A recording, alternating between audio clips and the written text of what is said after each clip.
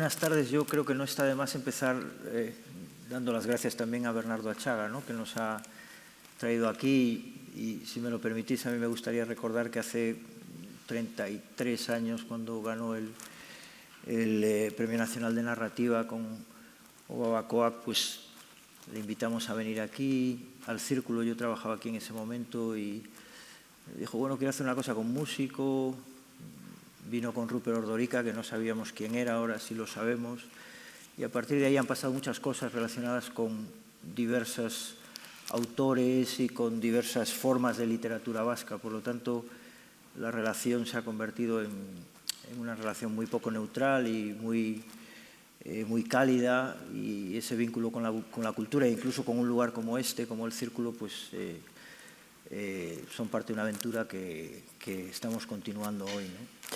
Pero, o sea que muchísimas gracias a él también. Y en cualquier caso, los protagonistas hoy, y realmente lo digo con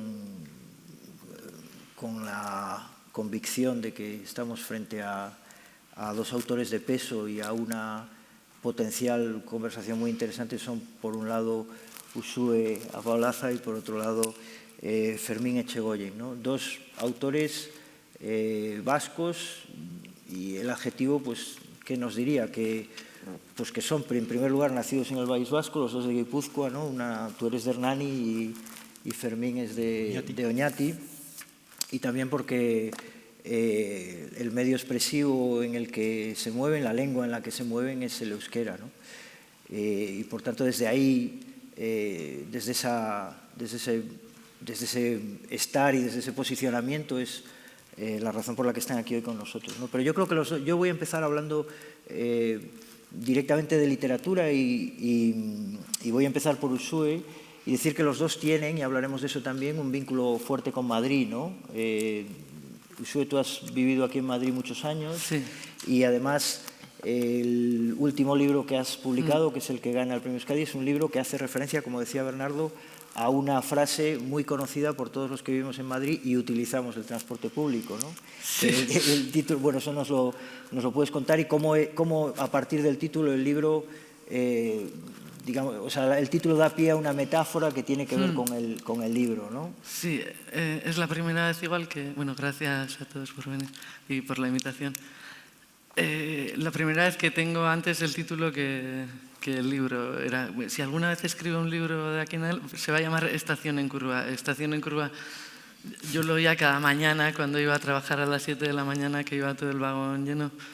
Y Estación en Curva, atención, tenga cuidado con no introducir el pie entre coche y andén, y parecía una advertencia ya no tanto a la propia estación, sino al día que te tocaba. Cuidado, Estación en Curva. Y bueno, sí, el libro son 9 cuentos independientes, pero la voz narrativa es Lur, es una chica blanca, hetero, de clase media, dicen que neurótica, pero menos que yo, sí. Y vasca. Pero lo de vasca en el libro, en el fondo, tampoco no tiene... igual es un componente más de extrañeza. El hilo del libro es la extrañeza que Lur siente con todo lo que le rodea, y ser vasca en Madrid es una cosa más, pero que tampoco tiene mayor trascendencia. Y el Madrid que sale en el libro, en realidad, no es mi Madrid, o no es el Madrid que yo contaría, no sé, Cuesta de Moyano, Filmoteca, Valentino. No es... Son casas, supermercado, puesto de trabajo, transportes. O sea que en realidad Madrid sirve como cualquier ciudad capitalista occidental, y donde el individuo está muy atomizado. Y creo que la pregunta del libro, o una de las preguntas, es dentro de todo ese peso, el individuo solo, qué débil es, qué opciones para la moral tiene, o qué opciones tiene para la dignidad, o algo así. De todos modos, los cuentos son independientes, ¿eh? También quiero reivindicar. Son cuentos, no es una novela. Sí, son cuentos, pero igual que tú mencionas que en el libro hay un vínculo que tiene que ver con la... Bueno, que yo he mencionado que el libro tiene un vínculo con la presencia de las historias en Madrid, y otro vínculo que has mencionado tú, que es que la narradora Lourdes transita de un cuento a otro. También parece que esa narradora, bueno, no es un Madrid de relumbrón, ¿no? Es un Madrid, digamos, de situaciones difíciles, o eso nos lo puedes contar tú, donde hay un elemento de precariedad, ¿no? en las historias, ¿no? Sí. Sí, más que situaciones duras es el choque entre los discursos y luego la propia realidad, discursos del poder y discursos incluso contestatarios. O sea, tú puedes ser feminista, pero vas sola a trabajar, no vas con tu grupo de feministas, entonces todo se vuelve... Y lo de la precariedad, sí, yo soy de la generación que nos creímos lo de la clase media, entonces perdimos la estética obrera, somos más cultos que nuestros padres. En mi casa no había biblioteca, mis padres no iban al cine. Pues yo he ido a la universidad, se suponía que si era buena y estudiaba, pues iba a tener alguna estabilidad, una madurez que no llega, porque la madurez también está relacionada con algunas exigencias o no sé. Yo desde que soy madre estoy considerada más adulta, mi hermana que no lo es está considerada menos adulta. Si no tienes una estabilidad económica siempre vas a parecer algo más joven, comerás bocadillos y no vas a ir a un restaurante. O sea, con 40 años todavía parezco una chica. O sea, con estas cosas y la precariedad al final es económica, pero tiene implicaciones morales también, porque al final la dignidad y estas cosas se diseñan bastante arriba, o sea, las diseña el poder. Robar está mal, bueno, la mayoría de las veces lo que llamamos robar está bien. O sea, entonces la dignidad o la moral se construye arriba, pero la dignidad me la tengo que vestir yo, que soy una cosa súper pequeña intentando defender mi esto. Y por ahí viene, creo que una reflexión también sobre el ridículo vinculada a la dignidad. O sea, el ridículo no como amenaza, sino como acto revolucionario casi, porque los actos ridículos al final son alteridades o gente del margen alzando la voz. Yo ya voy a ser una mujer mayor borracha, es la mayor esto de ridículo, o ridículo es eso, una mujer mayor o una persona gorda o un homosexual. O sea, entonces, es esta dificultad para la dignidad. Cuando tú vas solo piensas una cosa, pero tienes que actuar distinto, pero si llamas la atención y el ridículo y la épica, o sea, al final la diferencia es si tienes público o no. Perdona, que no te he entendido. Si tienes tu público propio, una cosa que yo diga en un acto, no sé, el sábado pasado había un acto sobre las maternidades en Donosti. La maternidad, un tema ridículo en la literatura hasta hace poco, o sea, hasta que muchas mujeres han tenido que escribir sobre temas que eran ridículos, pero ahora no lo son. Yo ya tengo un público de mujeres empoderadas que ya no consideran ridículas estas cosas. Si yo tengo ese público, me aplaudirán, pero según en qué otro foro, si digo lo mismo, es ridículo. O sea, como que lo épico se distingue de lo ridículo según si tienes el público necesario o no. O sea, o algo así. No sé si me he explicado bien. Bueno, esto es un temazo, desde luego. O sea que tú, por incidir solo en eso, la idea del ridículo es una idea que está trabajada en los personajes como una actitud o como algo en lo que caen, digamos, en función... Algo en lo que caen, sí, sin querer, O sea, pero creo, o yo cuando siento también que alguien está haciendo el ridículo y me amenaza a mí, me sitúo en la norma normalmente. O sea, cuando te incomoda algo, aunque sea irracionalmente, es así. No sé, si un hombre o mujer, también, vale, voy a lo fácil. Si un hombre se corta afeitándose y tiene que dar clase y tiene aquí una mancha de sangre, hará una broma y ya está. Si yo voy con una mancha de regla en los pantalones, voy a hacer el ridículo. No hay broma que me salve. O sea, o necesito un público muy dispuesto a esto. Por ahí. Fermín, ¿tú has leído el libro de Ushue? Me parece un gran libro, una gran prosa, una prosa más. Yo alguna vez, hablando de esto, la he calificado de indómita. Sí, y bueno, pues creo que lo ha definido perfectamente, ¿no? En todos los aspectos, o sea, acerca de qué versa, ¿no? la vida rutinaria, la vida vulgar, ¿no? La precariedad existencial frente a esa esa vida de todos los días, el protagonista instalado en los resortes del poder, sistema y tal, que no ocurre así en la mayoría de los cuentos, o en actitudes más contestatarias, ¿no? La soledad, como de la gran ciudad, indudablemente.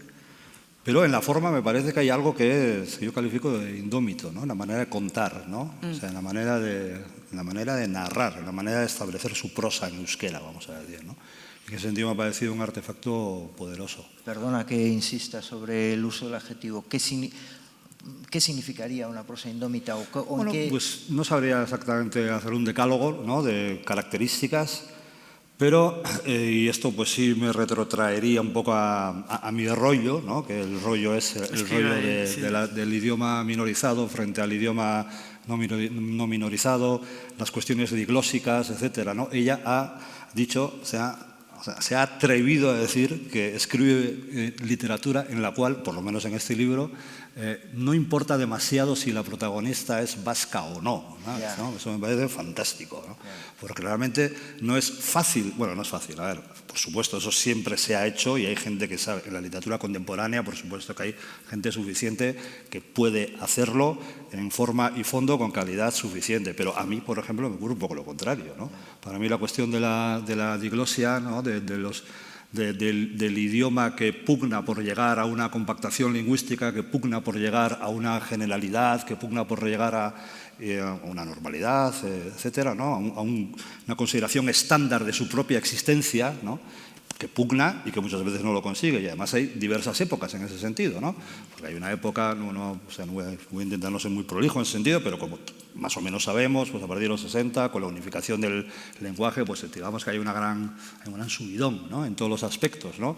Pero luego cuando llega ya esta sociedad que ya es postmoderna, ¿no?, pues ya nos encontramos con otro tipo de situaciones sociolingüísticas, según las cuales, pues, por decirlo de alguna manera muy simple, la mayoría de los inputs lingüísticos que recibe un euskaldun, ¿no?, un euskaldun como nosotros, en Guipúzcoa, Vizcaya, pues qué te voy a decir, 1 millón de ellos serán en un idioma que no es el euskera y una pequeña parte serán en euskera. Por lo tanto, la posibilidad que tenemos nosotros de reproducir ese imaginario lingüístico colectivo es realmente difícil, ¿no?, a no ser que pertenezcas a grupos en los cuales hay casi una consagración personal hacia esa misión, hacia esa causa lingüística. No sé si me explico, ¿no? O sea, nosotros vivimos poseídos, como no puede ser de otra manera, por un imaginario colectivo lingüístico que obviamente es español, es castellano, etc. Entonces, frente a ese frontón, como se podría decir, ¿no?, devolver la pelota en euskera a todos los niveles, pues no es sencillo. Entonces, ¿esto cómo se relaciona con la literatura? ¿Cómo se relaciona con la ficción? ¿Cómo se relaciona con una novela? Bueno, pues se puede relacionar o se puede no relacionar. Yo lo hago no porque tenga obsesión, o quizás sí, no lo sé, pero para mí me resulta muy difícil plantear un escenario de ficción novelesco donde esta cuestión no exista, donde esta cuestión esté ausente, de la cual esta cuestión esté ausente. Vale, y déjame entonces introducir un paréntesis en el sentido de que y dar algo de información, es que eso ha estado presente en tu literatura desde el principio, ¿no? Al contrario, sí, bueno, no al contrario, pero de una manera diferente a cómo lo ha hecho Uxue, que ha tendido a los cuentos, ¿no? Aunque tú también has escrito una novela. Sí, pero bueno, fue un accidente. No creo que lo fuera, pero en cualquier caso tú has escrito ensayo, empezaste, si no me equivoco, con un ensayo que trataba los temas relacionados con lengua. Y después Autocaravana, que es la novela por la que te dieron el premio Sky, también digamos que está traspasada por los asuntos de la diglosia y de la relación con la lengua que tú estabas mencionando ahora mismo, y quizás todavía en mayor medida la última novela que tú has escrito, que es Totelac, los tartamudos, ¿no? Que, claro, que eso está relacionado también con lo de Uxue porque es una metáfora fuerte, ¿no? Es una metáfora que tiene que ver con esto que tú estás contando ahora mismo, ¿no? Sí. Bueno, el primer ensayo de 2004 se tituló Neurona, que es una palabra que se entiende pues en cualquier idioma, ¿verdad? Neurona, pero que en euskera tendría una resonancia de lo muy mío, ¿no? Porque yo se dice ni, pero cuando es más yo es neu, entonces tendría una especie de resonancia. Y le saqué un apéndice que directamente no existe, que sería neurona eta seurona, o sea, lo muy mío y lo muy tuyo, ¿no? Aun cuando esa palabra ni siquiera existe, la palabra seurona, ¿no? Entonces ahí se aventuraba una especie de teoría muy, bueno, no es demasiado profunda ni demasiado, pero bueno, una intuición, ¿no? Acerca de la experiencia lingüística como experiencia estética, ¿no? O sea, el hecho de que nosotros cuando hablamos lo que estamos haciendo es estetizar el mundo mediante el vehículo lingüístico que estamos utilizando. Ahora que estamos hablando en este fantástico castellano, pues estamos, ¿no?, recreando el mundo desde esa estética lingüística, ¿no? Lo mismo ocurriría en el euskera. Y no me refiero a estéticas más bellas o menos bellas, sencillamente es un ejercicio estético, ¿no? Tal y como puede ser un ejercicio estético de determinado grado, hablar en un dialecto o hablar en un batúa, hablar en un registro más elevado o hablar en un registro menos elevado o menos considerado elevado, ¿no?, más tradicional. Entonces, a partir de ahí, llega Autocaravana, que es efectivamente, yo creo que lo que hacemos todos y lo que nos une, que lo que intentamos hacer es una especie de costumbrismo contemporáneo, vamos a decir, ¿no? O sea, ¿qué es la literatura? Es eso, coger la temperatura moral de tu tiempo o intentarlo, ¿no? Temperatura, ¿no?, ética, moral, cultural, lingüística, etcétera, de tu tiempo. Y es cierto que en mi caso los personajes sí, no todos, pero sí tienden a participar o a estar inmersos en esa especie de diatriba y tal. Y luego están las cuestiones personales o que, por ejemplo, lo has dicho, nosotros somos de pueblos de Maoñati y tal, ¿no? Pues nuestro pueblo es un pueblo muy, muy especial en cuestiones sociolingüísticas, porque nosotros pertenecemos a la generación en la cual la transmisión se cortó, ¿no?, de padres a hijos más o menos se cortó, ¿no? Con lo cual somos la generación menos euskaldun de la historia. O sea, quienes eran 10 años más viejos que nosotros eran más euskaldunes y quienes han sido 10 años más jóvenes también lo han sido, ¿no?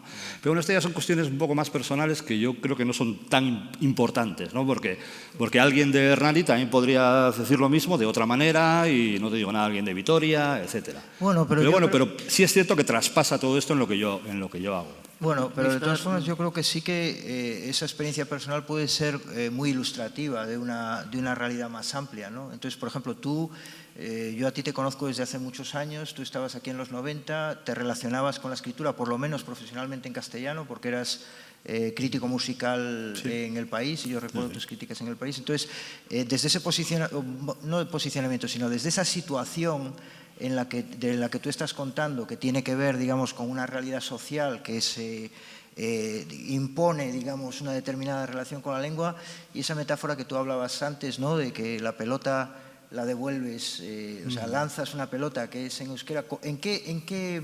O sea, ¿cómo es la elección del espacio lingüístico? Es decir, ¿cuándo, en qué momento o de qué forma tú te posicionas como un escritor que escribe en euskera, ¿no?, frente a la posibilidad, por ejemplo, de escribir en castellano? Ya, es una gran pregunta, ¿no? Para alguien como yo, como nosotros, ¿no? No sé qué decir. No sé cuál es la llamada exactamente, ¿no? Cuál es la recuperación del eco, no sé cuál es exactamente.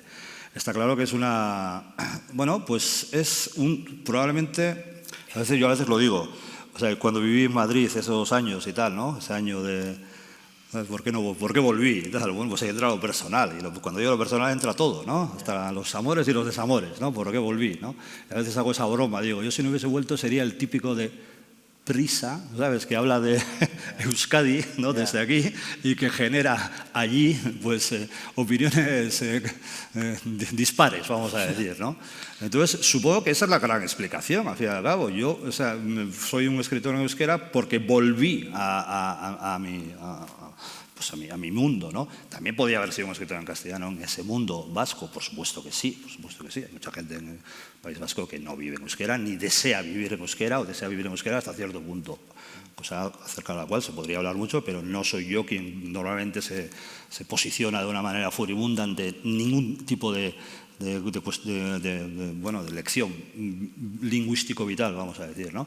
Pero se me ocurre que la manera de responder es esa, ¿no? Más allá de llamadas a la estirpe, a la sangre, pues diría que es esa. Tú estás en un contexto y entonces dices, bueno, este contexto merece que exista una retribución para esta lengua, ¿no? Que exista una retribución, que exista una vuelta, que esta lengua pueda conquistar la contemporaneidad, pueda conquistar la totalidad de la experiencia, ¿no? Pueda conquistar la inconsciencia. Inconsciencia, exactamente. Pueda conquistar la inconsciencia. Podamos ser vascos inconscientes, ¿no? Ese es el objetivo, ser vascos inconscientes. Usuetu cuando oyes hablar a Fermín, que es media generación diferente, Ya. tú también te has ido de Madrid. Sí, pero yo ya escribía en euskera Claro. de antes. Yo creo que la experiencia es bastante distinta en ese sentido. Yo con 11, 12 años ya vienes de leer los 5 y eso, en euskera, bosta, pero mi primer contacto con la literatura seria nosotros ya teníamos, o sea, fue una profesora que traía los cuentos de Achaga, de Obabakoak, Sargori de Lizarralde, narrazioak Sarrionandia, o sea, empiezas a escribir en euskera porque has leído en euskera. Yeah. Sí, porque la literatura o el golpe que tú has recibido de, ostras, este mundo, ha sido en euskera. Luego, la mayoría, es verdad, tienes razón, la mayor parte de mis lecturas son en castellano, no son en euskera. Y entonces, inmediatamente después tampoco, seguramente. Pero las primeras sí fueron en euskera y fueron cuentos. Entonces, sí, yo creo que es distinto, o sea, es mucho más inconsciente. O sea, no hay una decisión de voy a escribir en castellano o en euskera. Es que no hay... Ese natural, inconsciente que dices, se vuelve consciente más tarde, en mi caso. O sea, porque en infancia, adolescencia, estás ahí. Sí, un idioma creo que más sucio, o sea, ahí sí me identifico con las cosas que dice Fermín. Este idioma sucio que no es un euskera así, y en mi libro creo que también no es un euskera así limpio, sucio de castellano, o sea, ensuciado. Cuando dices sucio, esa dicotomía estaría entre o sea, un euskera normalizado. No, es batúa, yo Sí. escribo en batúa y sí, y no hablo de incorrección tampoco, pero sí, expresiones que, por ejemplo, siempre usamos en castellano, pues ponerlas así. Ya. O referencias... También solemos tener mucho cuidado con no hacer referencias populares o muy españolas, o sea, pero es que las recibimos así. O sea, yo veo Sálvame. O sea, no quiero decir que estoy todas las tardes viendo Sálvame, pero quiero decir, sí, o sea, pues yo conozco a Lidia Lozano. O sea, sí, entonces eso me hace más... Pues igual, o sea, que algunas referencias que tenemos de lo popular son españolas. Entonces, ensuciar todo en ese sentido. O sea, aceptar lo que somos en este momento. O sea, no lo que queremos o lo que me da igual. Pero Eso sí. sería, Fermín, lo que ella está diciendo, aunque fuera pequeño, un paso ganado. Es decir, un moverse en lo literario sin una autorreflexión tan... intensa como la que tú estabas planteando. Sí, bueno, la autorreflexión no se refería tanto al ejercicio literario como al propio ejercicio lingüístico. O sea, el hecho de que tú, como persona euskaldun, ¿no? No sé cómo decir, tu mente y tu cuerpo esté programada para responder infinitesimalmente, ¿no? De una manera automática, inmediata, ante cualquier cuestión de alto pensamiento o de superficialidad o de creación estética o de lo que sea, ¿no? Para que esté programada para eso, para que ese mundo se exprese a sí mismo en euskera, ¿no? Entonces, bueno, es un juego, ¿no? Es decir, bueno, pues, ¿qué es ser un euskaldun inconsciente? Pues lo que era mi abuelo, obviamente. O sea, yendo más allá con el juego, ¿no? O sea, los idiomas realmente se pueden aprender, o se asumen por emulación, ¿no? Por repetición, ¿no? Como repiten los niños, ¿no? O sea, quiero decir que cuando todo el mundo, es decir, el ejercicio intelectual de aprender un idioma es algo que sirve para la academia, pero luego la vida normalmente es otra cosa, ¿no? Y en la vida, a ti lo que te funciona en el idioma lo que te funciona es algo que yo alguna vez he llamado el eco, ¿no? El eco. Tú sabes cuando una cosa está bien o mal dicha, cuando una cosa descansa en un mundo idiomático, porque existe un eco interior o de algún tipo que te relaciona con un pasado, que te relaciona con tus lecturas o que te relaciona con lo que sea, que te hace saber que eso que tú automáticamente vas a decir, ese mensaje que vas a emitir, pues de alguna manera tiene una validez compartible con el resto del cuerpo, ¿no? de hablantes. Y entonces, en ese sentido, claro, si tú no tienes los inputs necesarios para que tu eco pueda ser compartido o para escuchar siquiera ese eco, o sea, si no hablamos ahora ya solo de literatura, supongamos que estamos hablando pues, de músicas urbanas, por ejemplo, ¿no? ¿Qué eco tienen los chavales de 20 años en la chantrea que en estos momentos están haciendo música urbana? Pues claro, luego la gente se dice, joder, es que cantan casi en castellano y más que en euskera, ¿no? ¿Qué quieres que canten? ¿Cuál es el eco que ellos tienen para reproducir? Si no, tendrían que hacer un trabajo de orfebrería lingüística que obviamente se puede, y yo no digo que no se deba hacer, ¿no? Pero no, o sea, no es lo mismo escribir ¿no? poesía mística que hacer música urbana, ¿no? Entonces, esto ya es una problemática de tipo lingüístico, ¿eh? No es tanto literario, pero para mí está tan relacionado en estos momentos. Sí, pero para mí no tanto. O sea, sí, pero, o sea, yo enseño euskera como profesión, pero cuando hago literatura es igual un poco lo contrario. O sea, me voy a otro lado. O sea, ya el idioma deja de ser todo eso. No sé cómo decirlo. Cuando haces literatura haces otra estética. Sí, bueno, o sea, porque yo creo que tú lo has conseguido. O sea, fuerzas el idioma todo lo que puedes y... Sí. Y yo creo que en este libro tú lo has conseguido. O sea, conseguir escribir en un euskera, vamos a denominarlo, si se acepta la palabra, en un euskera deconstruido, ¿no? O sea, conseguir escribir en un euskera deconstruido, cuando la propia noción de la construcción del idioma unificado todavía es discutible, ¿no? De la compactación, me refiero, de la compactación, o sea, de hasta dónde ha llegado, ¿no? Cuál es su capacidad de penetración en los hablantes. O sea, conseguir, en el castellano es evidente, estamos ante 1000 ofertas lingüísticas de castellano deconstruido, tanto en España como en Latinoamérica, como en Estados Unidos, como en cualquier sitio, ¿no? O sea, si tú quieres estar en la contemporaneidad, en el caso de las músicas urbanas, yo creo que sería evidente. Pero para mí también en la literatura. Es decir, ¿se puede escribir literatura vasca como si la diglosia no existiera? No. Bueno, hay gente que piensa que sí y hay gente que lo hace de esa manera. Bueno, por supuesto que se puede. O sí, pero no me parece tan interesante. O sea, creo que sí. Y luego, lo de construir, forzar, no sé qué, también tiene que ver igual con que, no sé, nosotros ya no... Vale, escribo en euskera, escribo cuentos. O sea, en euskera, pero escribo cuentos. Entonces, no sé a dónde voy. No sé dónde vale. No, pero ahí estás tocando en un sitio que yo iba a hacer referencia a él. Existe la posibilidad, por ejemplo, y aquí hablamos de un tema que tú también tratas, Fermín, que es el de la traductibilidad, ¿no?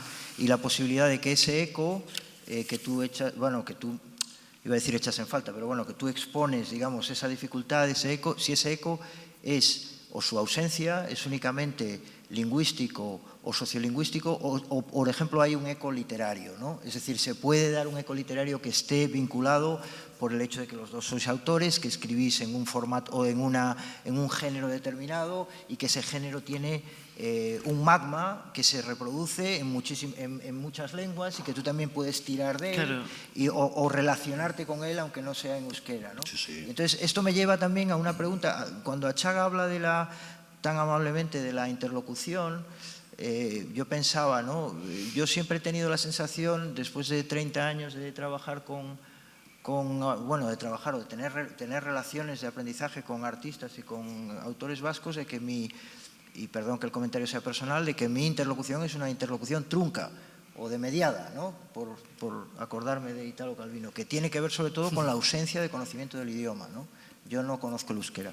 Entonces, me preguntaba yo si esa interlocución es igual, es decir, es verdad que los autores valencianos o los murcianos o los gallegos necesitan interlocutores, ¿no? Pero ¿esa interlocución es particular para el autor que escribe en euskera o no lo es? Para mí o para el mundo vasco en los dos particular. conocemos a Calvino y ya está, ya hay interlocución. O sea, no sé, es que sí, es traducible. No, para ti no es traducible. Tú hablas desde tu sitio que ahora... Vale.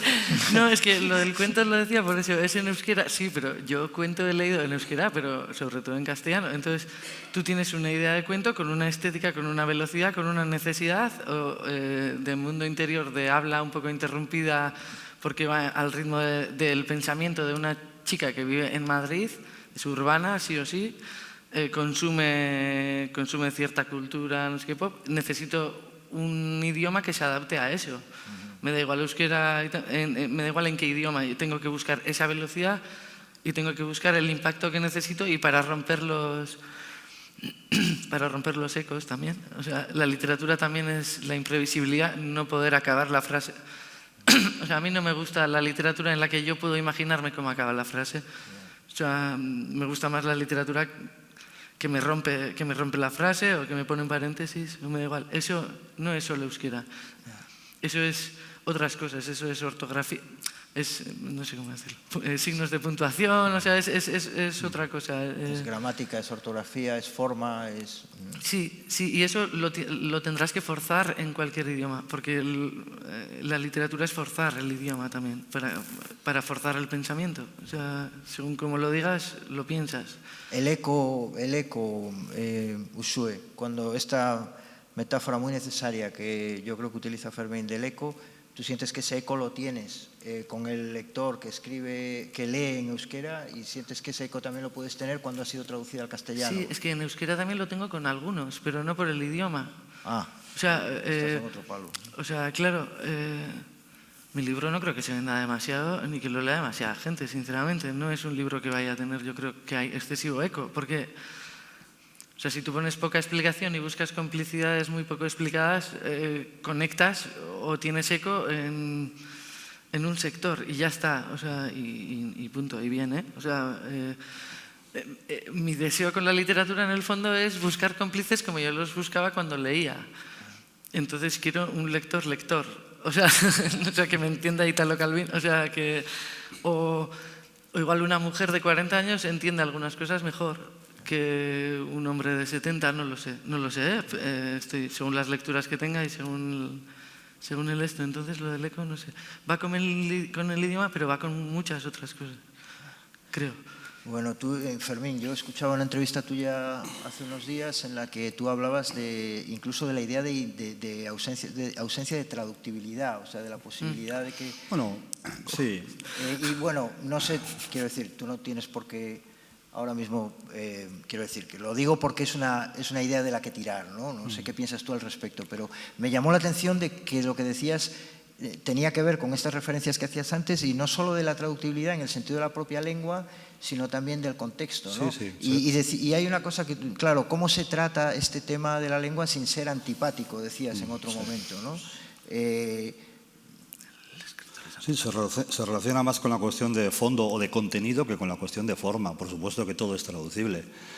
Todo lo que hacemos nosotros es traducible, indudablemente. Y lo que hago yo es muy traducible de una manera muy sencilla, mucho más sencillo que lo que hace Uxue, porque de hecho yo estoy un poco en la dirección contraria. O sea, que aquello que escribo pretendo que sea universalmente comprensible, por decirlo de alguna manera. No voy tanto al establecimiento de complicidades concretas o no parciales o, bueno, determinadas, ¿no? Sino un poco que lo contrario. Y eso me lleva también a determinadas elecciones en términos de forma muy claras, ¿no? Que se pueden considerar incluso que a veces más podo que dejo que fluya la academia, o que dejo que fluya una serie de sinónimos que considero que si los suelto se van a perder en una especie de limbo, ¿sabes? Una especie de limbo, porque no hay quórum para asumirlo de una manera que yo considero satisfactoria. Sin embargo, Uxue piensa que ahí es donde se trazan las complicidades, mediante esa estética lingüística, ¿no? Como decía antes, mediante esa estética lingüística que ella ha escogido, ¿no? Entonces, en ese sentido, pues son opciones distintas. ¿Cómo se relaciona esto con la cuestión de la traducibilidad? Creo que todo es traducible, tanto lo que hace ella como lo que hago yo y tal. Bueno, si hacemos un futurismo en minúsculas, pero que obviamente está ahí, esto de la traducibilidad, le quedan 2 telediarios. O sea, la inteligencia artificial va a ser capaz de traducir lo que estamos diciendo ahora al arapajoe, por si hay algún arapajoe aquí, al momento se lo traducirá, y con matices dialectales, arapajoe de Nevada. O sea, estamos fastidiados. Eso va a llegar, ¿no? Y eso también va a situar la cuestión de la necesidad de lo público en el idioma, de la publicidad, de que los idiomas tengan una resonancia pública. También va a situar todo esto, este discurso y esta discusión en otro nivel, porque efectivamente eso va a ocurrir. O sea, aquí va a poder estar cualquiera y viceversa. Podemos estar hablando en euskera que todo el mundo nos va a entender con un simple chip, que igual ni se le verá dentro de 20 años, ¿no? Entonces, para mí, la traducibilidad no se relaciona tanto con la cuestión de la forma, sino con la cuestión del fondo. Y ahí es donde vuelvo un poco a la obsesión de la cuestión diglósica. O sea, si en un libro, como los que yo hago, ¿no?, la cuestión de la diglosia y de la cuestión de la minorización tiene tanta presencia, yo puedo creer que estoy haciendo una especie de costumbrismo de lo nuestro. Y seguramente lo estoy haciendo. Y seguramente hay gente que eso eso que puede ser pesado para quien no está en esa dinámica de idioma minorizado, dice, ya estoy hablando otra vez de lo mismo, ¿no?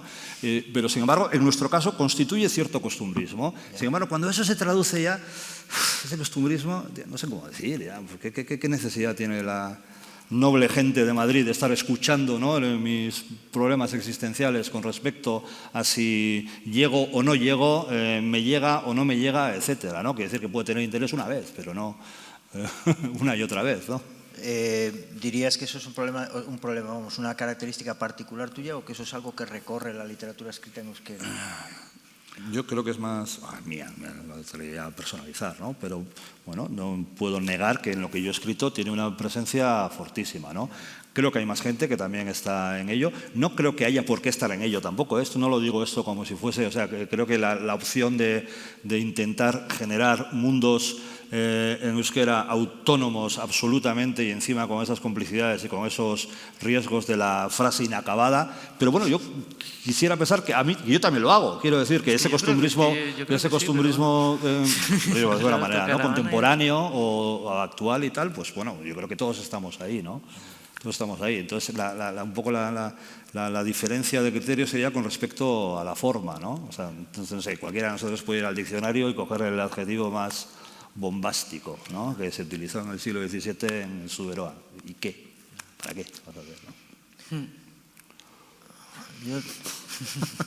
¿Qué es Suberoa? Esto de que nos van a poder traducir al Arapajoe de un solo golpe me ha dejado muy preocupado. 10 minutos faltan para eso. Sí, no sé, es verdad que la traducción digital o digamos a través de programas de ordenador genera una calidad de primer orden cuando la ves. Bueno, genera digamos claridad y genera una semia muy legible, ¿no? No sé si eso es después en lo que toca a la particularidad de la literatura y al matiz y al lenguaje poético, ¿no? Una vez le escuché decir a Chaga que lo más importante de cualquier texto era la pulsión poética, ¿no? Y entonces digo yo, no sé si eso el traductor claro, va a poder con ello o no, ¿no? Un traductor de Google, ¿no? Entonces llegaremos a ese punto, diremos, es literatura aquello que no puede ser traducido por la pues inteligencia artificial. Igual. En todo caso, el panorama de los traductores es oscuro. Euskera sucio y eso, en Etiopía ya Chaga, ¿no? O sea, Etiopía de Achaga ya está haciendo lo que tú dices que hago yo. La mayoría de las cosas que estamos diciendo aquí, Achaga ya las dijo en su momento. O sea, claro, bueno, sí. Achaga es un buen referente, sin duda, pero para los escoparlantes y también para los que no lo son, ¿no? O sea que, claro, ¿ves? Claro. Entonces es traducible y entendible. Bueno, tú me contabas hace unos días que ese libro había sido importante para ti. Etiopía, también, para como mí referencia. sí, Y eso me lleva también a, bueno, a lo mejor yéndonos a otro tema, tú escribes cuentos, ¿no? Y tu opción ha sido por el cuento. Es verdad que en la literatura española a veces parece que el cuento se le da, tiene un matiz de menor categoría, a veces se da. Yo no sé si eso pasa también en el ámbito del euskera o por qué la elección de los cuentos. Ya, en el euskera igual menos, ¿no? O sea... ¿Menos qué? Menos que igual que hay más cuentos, en España. O sea, que hay más cuentos y tienen como más prestigio o algo así, no sé. Bueno, hay gente que... Hay premios Euskadi, no sé, hay de Rodríguez así con cuentos, o sea, sí tiene como más esto. Pero lo del cuento como lo del idioma, es que yo la literatura tampoco la sitúo en un esto como para preocuparse por el idioma o para no sé qué. O sea, yo el cuento, creo que escribo el cuento porque empecé los primeros que me impactaron igual fueron cuentos y además para el tipo de vida que llevo es más portable. O sea, el cuento es más... Sí, ¿no? Cuando entras en una novela, o sea... bueno, a mí me amargó la existencia escribir la novela porque vas todo el rato con el mismo. El cuento es mucho más práctico y estéticamente me parece más interesante. En un cuento, es que por eso... Las palabras cuentan un montón, o sea... Sí, cada palabra. Sí, o sea, te juegas la vida en cada palabra, esa es la y el impacto, el golpe es mucho más fuerte, el juego de las elipsis y de a ver por dónde sales, y luego el cuento tiene una cosa interesante para mí, te permite coger una anécdota que parece intrascendente o pasa como suceso. y ver los discursos de poder y de todo que en realidad se cruzan en eso que parece anecdótico. Casi nada es anecdótico. Y el cuento puede ser un momento muy corto y decirte muchísimo. Sí, y esa intensidad, ese tener que calcular cada frase, o sea, jugar con la estética. Por eso yo creo, no intraducibles, los cuentos son incontables, para mí no se pueden contar. Aquí podemos hablar de mi libro, del suyo, mucho tiempo, pero no van a saber de lo que estamos hablando si no se lee. Para mí, incluso a mí los recitales, bueno, ya no puedo decir esto aquí, pero no me gustan mucho los recitales, porque para mí leer es en casa, a solas y viendo el paréntesis y viendo el punto, o sea... Normalmente luego cuando me leen eso no es lo que yo he leído o ni siquiera es lo que yo he escrito. Lo concibes como una expresión escrita, que es lo que es, sí, y con un género que ha pasado, digamos, al ámbito de lo escrito desde hace ya mucho tiempo. Por eso creo que lo de aumentar lectores no va a pasar. O sea, porque el ritmo de la vida, de cómo me da igual, cómo se intenta acercar a la literatura, divertido o con canciones, no. A solas, en casa, tiempo, o sea, despacio, eso. Entonces, cuando escribes en el cuento, es muy intenso, para mí es mucho más intenso. O sea, se me ocurre que el cuento, frente a la novela, y utilizo a sabiendas la palabra frente, ¿no? es un iceberg, ¿no? O sea, hay una parte que se ve y 9 que no se ven, ¿no? Sí. Sí. Y sin embargo pero la novela eso, no es así. Puede ser así, que existen novelas con un nivel de cripticismo que nos pueden llevar ahí, ¿no? O de experimentalismo, pero normalmente pues no. La novela se muestra y pretende mostrar, ¿no? Un territorio, una geografía y un tiempo y un espacio, ¿no? Su además, totalidad, ¿no? Se suele relacionar el cuento con la novela más, pero igual tiene que ver más con la poesía a veces. Sí. O sea, Cuento, sí. Eso decía Ana María Matute, ¿no? Que era lo que más se parecía a la poesía. O cierta poesía, al menos. Y hablaba mucho, se relacionaba con ideas que tú has mencionado, la posibilidad de la elipsis, lo que no se dice, que tiene que ser breve, redondo y jugoso como una naranja. Que no está mal, que es un símil cojonudo. Perdón, que es un buen símil. Fermín, en cambio en tu caso, bueno, hay un ensayo, hay una novela, pero a mí una cosa que me parece muy interesante de tu literatura, y lo digo con sinceridad además, ojalá, por razones que tienen que ver tanto con el interés que me despierta la temática como de carácter incluso, bueno, en fin, me apetecería mucho, sería una buena noticia que este último libro que tú, en los dos casos, pero en tu caso concreto ahora que estoy dirigiéndome a ti, ese último libro que has escrito que se tradujera al castellano, ¿no? A mí una cosa que me parece interesante de todo eso es que toda esa reflexión sociolingüística pasa al plano de la ficción, claro. ¿no? Si no es muy aburrido. Bueno, no sé si es aburrido, yo no me estoy aburriendo. Muy aburrido, quiero decir. No es aburrido, pero quiero decir... Es una ciencia tan imperfecta, todo esto son intuiciones, ¿no? O sea, yo no... Pero tú lo trasladas a la ficción y además lo llevas desde un terreno que conoces bien, que es el de la música, y entonces el ámbito, digamos, de la relación con la lengua, con las que está trasladado a una relación de músicos que se mueven en un... Bueno, no quiero destripar la novela, pero que se mueven en un plano entre la música, una valoración de la música como lo popular o lo oculto, y que ahí es donde se produce esa reflexión. Sí, se generan dos tramas, una es de tipo lingüístico y tal, son dos profesores de universidad que están haciendo un viaje muy estupendo por los Alpes en Suiza y tal. Qué ganas de verlo. Juegan, pues no, uno de ellos es el hombre de la pareja, pues es un poco el iconoclasta este que pone, bueno, pues que discute o no replantea o no ve claro que las cosas estén funcionando, ¿no? En términos lingüísticos y tal. Y luego la otra trama, pues es una trama musical, ¿no? En la cual aparece nuestro amigo Rupert Ordorica, porque se plantea que este otro protagonista es un músico frustrado, se puede decir, ¿no? Que está tocando la guitarra en Santander porque le da vergüenza tocarla en Bilbao, porque la gente le conoce, ¿no? Y entonces un amigo le dice que cabe la posibilidad de que en la Universidad del País Vasco se plantee una beca, ¿no? Una beca como de hecho existió con Miquel Laboa, ¿no? Que ahora creo que ha desaparecido, pero una beca no, una cátedra Cátedra Miquel Laboa, ¿no? Existe, claro. Sí, existe todavía. Sí. Entonces, pues es la Ordoricátedra, ¿no? Entonces pues es un músico que viene del conservatorio, que viene de la academia.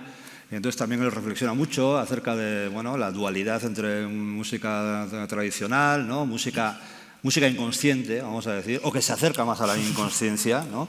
Y la música académica, ¿no? La música cerebral, ¿no? Y el conflicto que le ha producido a él vitalmente, y no solo a él, yo conozco a bastante gente, o sea, que le ha generado cierto conflicto, ¿no? El hecho de decir, ¿cómo? O sea, aquí tiene un éxito en la galaxia con sus putas canciones de 3 acordes, ¿sabes? Y yo que estoy aquí que estudio armonía, composición y no sé qué y tal, soy incapaz de hacer una canción que le gusten a las 3 primeras filas y tal, porque obviamente las maneras de expresión de la música no se refieren únicamente a lo que tú has aprendido en la academia, y hay otras muchas y tal, pero claro, eso es un aprendizaje también, es un aprendizaje, bueno, hay referentes literarios estupendos, ¿no? Como el perseguidor de Cortázar, ¿no? Que habla de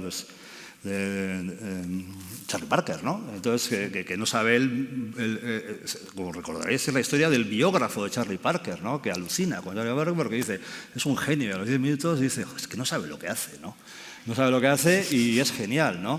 Y ya llevando la butaz al extremo, se podría decir, es genial pese a que no sabe lo que hace, sería una parte de la butaz. Y al extremo sería decir, es genial porque no sabe lo que hace, ¿no? ¿Sabes?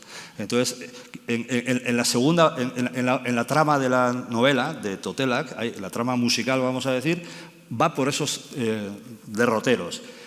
Y de repente me doy cuenta de que las dos tramas generan un paralelismo que yo no lo había planteado así, ¿verdad? No lo había planteado así. Y digo, hostia, pues es lo mismo. Bueno, lo mismo, de alguna manera, ¿no?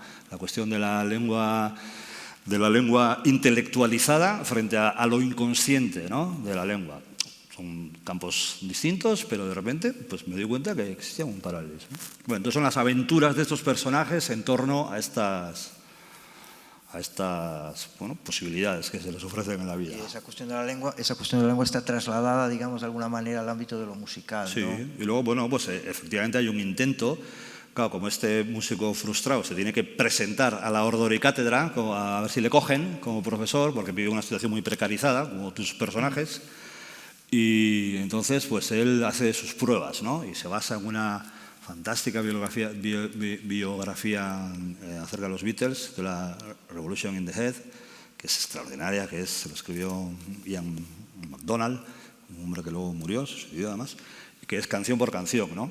Y es canción por canción, cronológicamente, y joder, pues es un estudio muy completísimo, además completísimo en todos los aspectos, también en los musicológicos o de tipo académico, ¿no? Producción, letra, contexto, etcétera, ¿no? Entonces él lo coge como modelo y dice, bueno, voy a hacer lo mismo con Rupert, ¿no? Entonces lo intenta en 2 o 3 canciones, ¿no? Entonces hace una especie de ensayo. Con lo cual yo sí he querido hacer una especie de trabajo de definición, homenaje y muchas más cosas, ¿no? Hacia Rupert, que bueno, pues aparte de que es amigo íntimo nuestro y tal, pues del mismo pueblo, etcétera. Sí, es Doñate. Pues le admiramos mucho como artista y nos parece pues la más grande.